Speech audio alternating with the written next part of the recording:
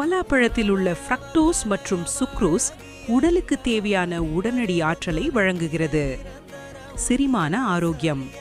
இதில் உள்ள நார்ச்சத்து செரிமானத்தை மேம்படுத்தி மலச்சிக்கல் பிரச்சனையை தடுக்க உதவுகிறது. நோய் எதிர்ப்பு சக்தி.